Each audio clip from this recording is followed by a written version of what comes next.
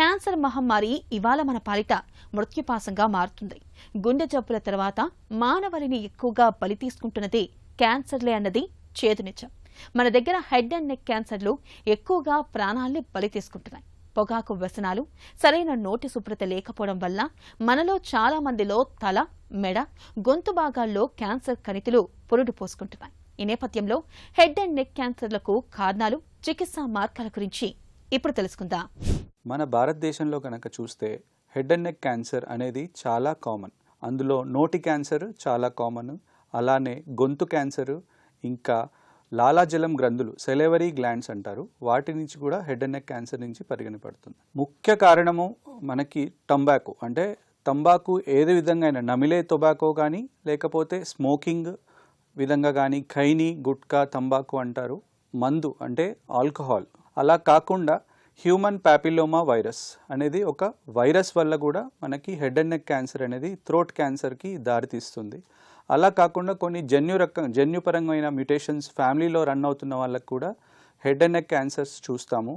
కొన్ని రకాల chemical industries, paint చేసే వాళ్ళ కెమికల్స్ వల్ల కూడా లాలాజలం గ్రంథులు హెడ్ అండ్ నెక్ క్యాన్సర్కి దారితీస్తుంది అనమాట.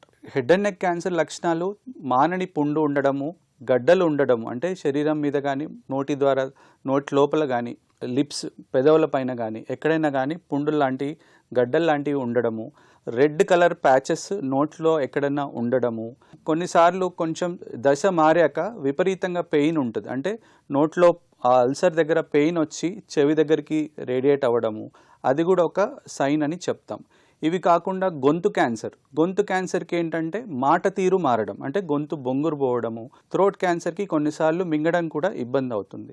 క్యాన్సర్ బయాప్సీతో కన్ఫర్మ్ అయ్యాక, స్టేజ్ తెలుసుకున్నాక స్టేజ్ 1, 2, 3, కొన్నిసార్లు స్టేజ్ 4 కూడా మెయిన్ ట్రీట్మెంట్ సర్జరీగా చెప్తాం. ఆపరేషన్ అయిన రికవరీ తర్వాత ఇంకొక ఫార్మ్ ఆఫ్ ట్రీట్మెంట్ కూడా యాడ్ అవుతుందండి. అందులో రేడియేషన్ ఆంకాలజీ, అంటే రేడియోథెరపీ అనేది పెడతారు.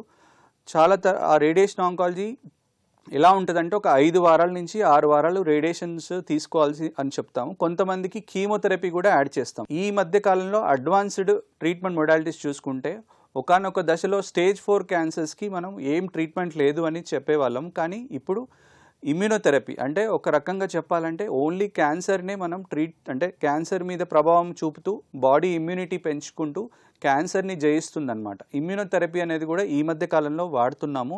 ఇది చివరి దశ క్యాన్సర్స్కి ఎక్కువగా పనిచేస్తుంది.